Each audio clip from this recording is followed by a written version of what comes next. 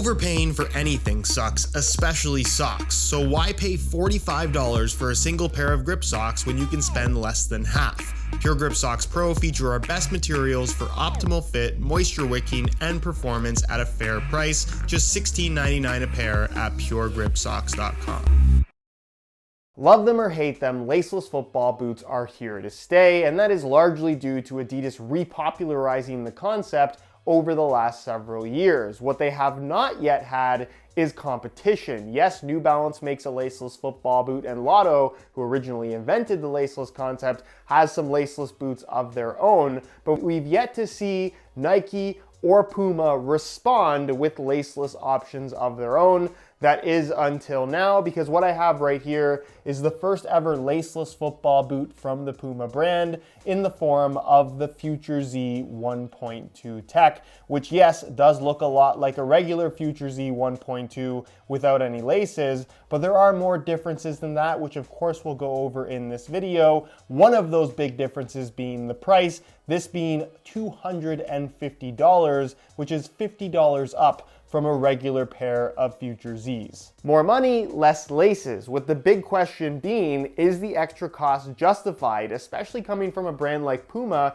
that has really prioritized, I guess, more affordable top-end options while maintaining the same quality standards as big brands like Nike and Adidas? Is this just as good, if not better, than the regular Future Z, or does it offer, at the very least, a different experience that is, most importantly, positive, that can justify that $250 price tag? I'm going to answer all of those questions as we go over all the specific details of the Future Z 1.2 tech, including how they fit and feel on feet. So if you're interested in learning more, please stick around, watch the entire review. And if you're interested in a pair for yourself, you can check out the review page on my website, which will be the first link down below. On that page, you'll find buy it now links with exclusive SR4U coupon codes, where you'll be able to pick these up below their normal retail price. As always, if you guys do end up enjoying the video and perhaps would like to see a comparison between these and all the other current laceless models out there, please don't forget to support this video with a like.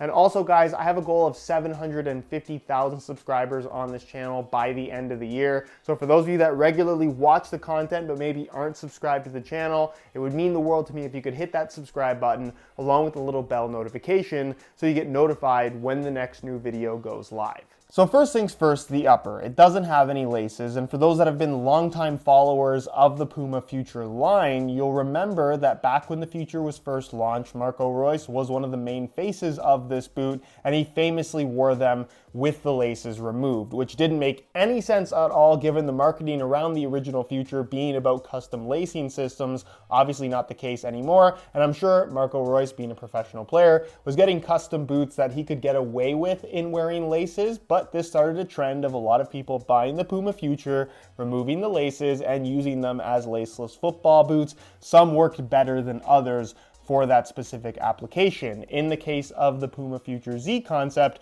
obviously everything is focused around this fusion fit band through the midfoot, which on a regular pair of Future Zs is the Fusion Fit Plus band. You can see it's this elasticated material that is free of the lacing system for the most part, or at least the lacing system is spread on either side of it, so there's minimal tension from the laces directly in the middle of the foot, leaving this elasticated material to kind of stretch to the shape of your foot, move with your foot really nicely, and also hold your foot in place without having that extra pressure. It's more of a comfort element than it is kind of a stability element, as a lot of people kind of interpret it to look like. It definitely is the highlight of the current Future Z. On the Z Tech, which of course is the laceless model, you'll notice that it still features a Fusion Fit band. However, instead of Fusion Fit Plus, it is what they're calling Fusion Fit X, where the difference, you can see there is a little bit of a different pattern where it's more dense on the sides that are exposed knit material, but it's also made from a completely different type of yarn, this being Sonoma yarn, which does not feature any spandex, and as far as I could research, Sonoma yarn is just a specific brand, so I'm not sure that there's anything all that special about it, but for the application that they've gone with here, you get that additional tension across the top of the foot, and given that they've kind of just taken the original design of the Future Z and transitioned it into a laceless football boot, I think what they've done has actually worked out better than expected. And I guess what I mean by that is despite these two designs looking very similar to each other, there's actually a very big difference in terms of fit and feel when you're talking about wearing them laceless. This is an actual laceless boot that fits quite well. This is not a laceless football boot. So for those that were thinking that it's just a better deal to spend less money on the regular Future Z 1.2 and just pull the laces out to have the exact same thing, you are not getting the exact same thing. And if anything,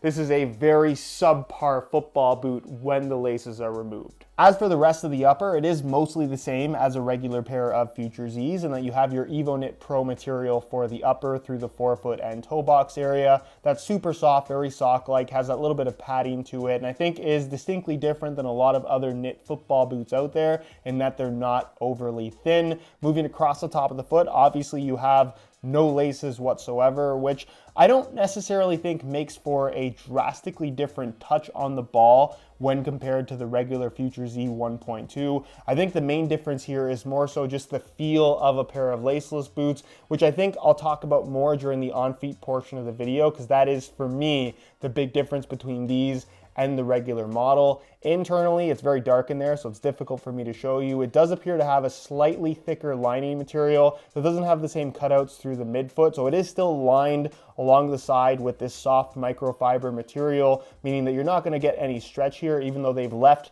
that Fusion Fit X band kind of exposed through the midfoot. This aspect of it doesn't have any stretch on either side. It's only across the top of the foot, and despite this feeling very, very thin, it does provide a surprising amount of tension when the boots are on your feet. As you get to the rear, you're gonna find that it does still maintain kind of that mock collar design that you have on the regular Future Z, although for whatever reason, if I just grab the regular model, you can see they've left a little bit more of that knit material exposed along the edges. Ultimately, it does not feel any different at all when you actually have the boots on feet. And then on the surface of the upper, you're going to find their Grip Control Pro coating, which does add a little bit of grip on the ball, as well as some micro texturing on the surface in the form of these little lines, which is kind of like a less extreme variation of the generative texture you're going to find on the Nike Phantom GT series. In general, there's additional grip, but certainly nothing crazy. Through the heel, you're going to find an internal plastic heel counter, a heel liner made from soft microfiber with perforations, pretty well the exact same thing you're going to find on the regular Future Z. And then the insole is fully removable and also identical,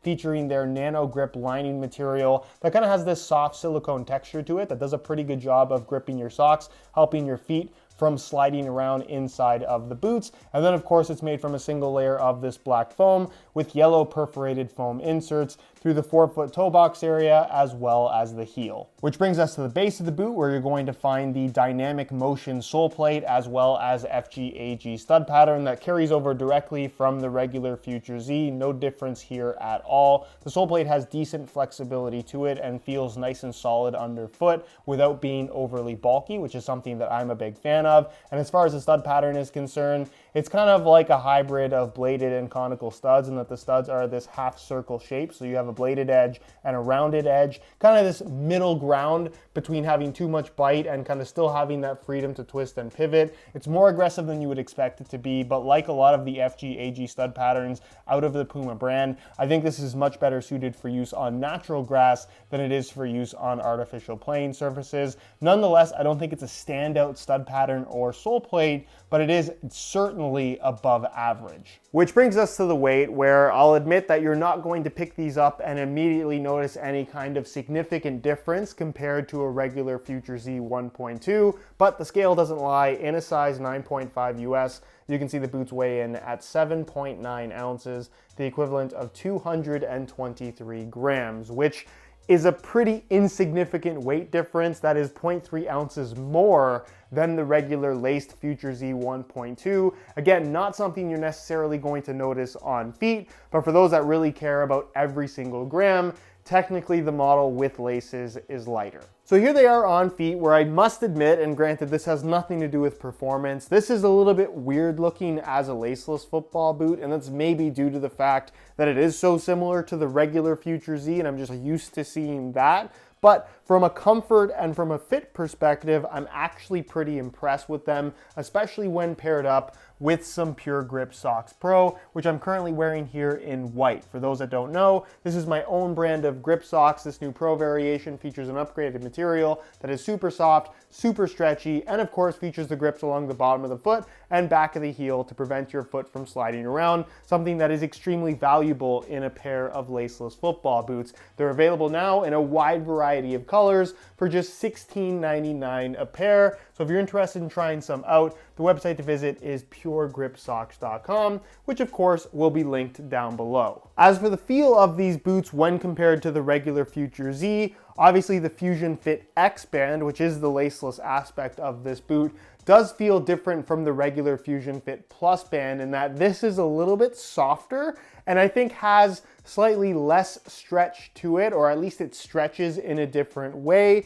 where surprisingly this boot wraps your foot really nicely pretty well all the way through, but I don't think that the shape is right for a pair of laceless boots. It effectively has the same shape as the regular Future Z model, which is not necessarily a bad thing, but again, it's kind of the downfall of laceless football boots in that you don't have adjustability. So while this shape works well for me on a regular Future Z, because I can take the laces and make them a little bit tighter, with this boot, I don't have that option. So while it fits really snug through the heel and midfoot for me, through the forefoot and toe box area, I just feel like there could be a little bit of extra tension that simply isn't there. And as far as the general lockdown is concerned, you still have stretch across the top of the foot when your foot bends or when tension is put on the upper, which is pretty much during every stop and start and change of direction. So something to be aware of, and again, something that you're just gonna pick up with any pair of laceless football boots. The lockdown is objectively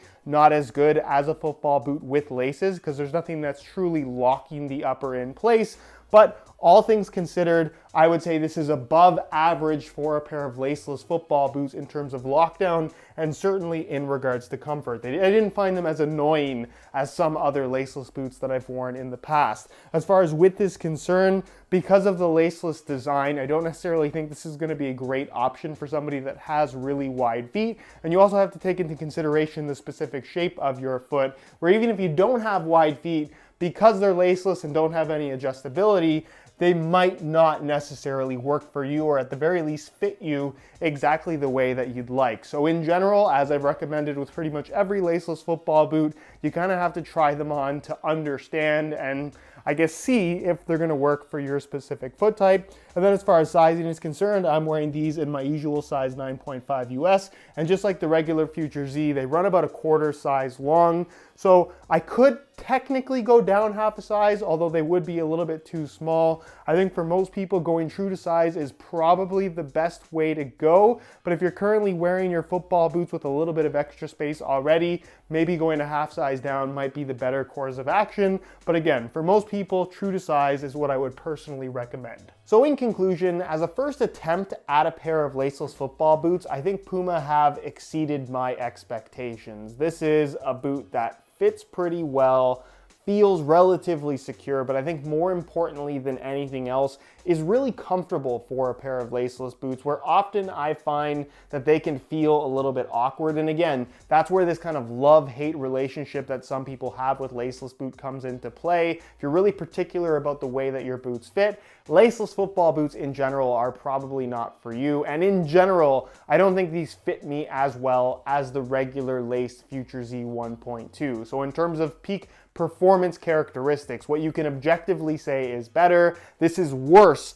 than a regular pair of Future Zs. With that said, when I'm comparing these to other laceless football boots out there, I think that this is one of the better options. And even though $250 is $50 more than Puma's other top-end models, it's still $25 less than the laceless options on offer from Adidas, which retail for $275, of which I don't think there is a true comparison to this particular football boot in terms of what it offers from a fit and feel perspective. And I think if you're on the market for a pair of laceless football boots that aren't necessarily from Adidas, you're gonna be pretty happy with the Future Z 1.2 tech. Anyways, guys, that's it for my review. Hopefully you enjoyed the video. If you did, be sure to support it with a like. Again, if you're interested in a pair of these for yourself, check out that first link down below. If you have any questions, as always, feel free to leave them down below in the comment section. If you're not subscribed to the channel already, make sure you hit that subscribe button along with the little bell notification